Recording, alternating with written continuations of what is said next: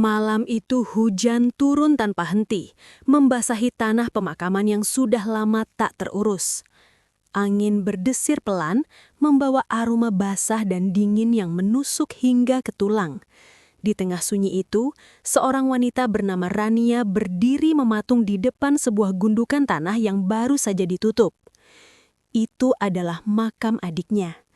Sudah 3 hari sejak kepergian Sinta, kepergian yang terlalu tiba-tiba, terlalu cepat, dan terlalu menyakitkan untuk diterima. Rania masih belum bisa percaya bahwa suara tawa adiknya kini hanya tinggal kenangan. Namun malam itu, sesuatu terasa berbeda.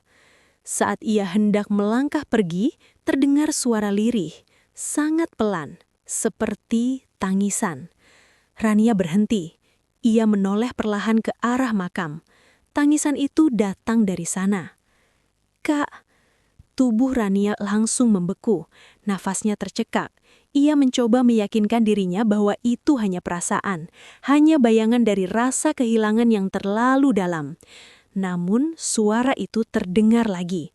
Lebih jelas, lebih dekat. "Kak, tolong!" Air mata Rania mengalir deras. Itu suara Sinta. Ia yakin. Ia sangat yakin. Dengan tangan gemetar, Rania berlutut di depan makam. Ia menempelkan telinganya ke tanah yang masih basah. Dan disitulah ia mendengarnya. Tangisan dari dalam tanah. Tangisan yang penuh rasa sakit. Tangisan yang meminta tolong.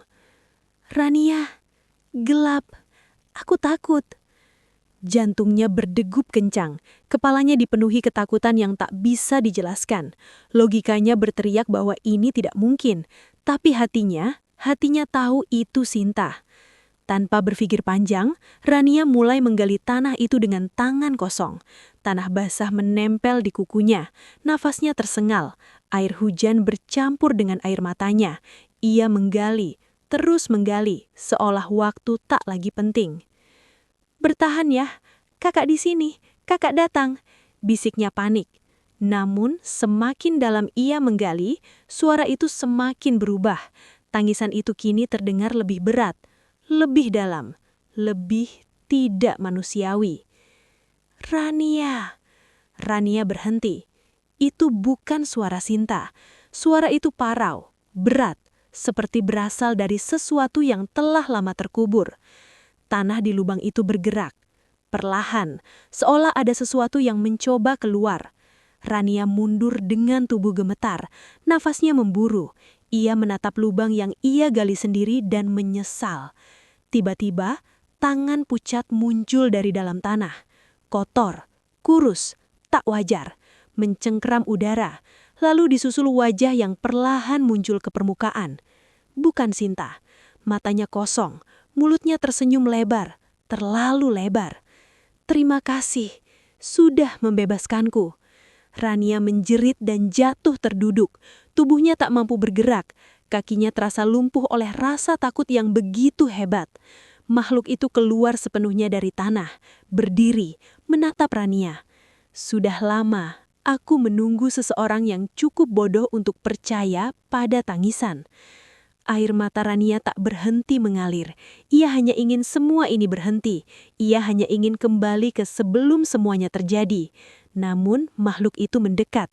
Pelan, setiap langkahnya diiringi suara tanah yang bergeser. "Sekarang gantian kamu." Suara itu kembali berubah menjadi suara Sinta. "Kak, jangan tinggalkan aku." Rania menutup telinganya. Ia menjerit sekuat tenaga, tapi suara itu tetap masuk, menusuk ke dalam pikirannya. Dan tiba-tiba, semua menjadi gelap.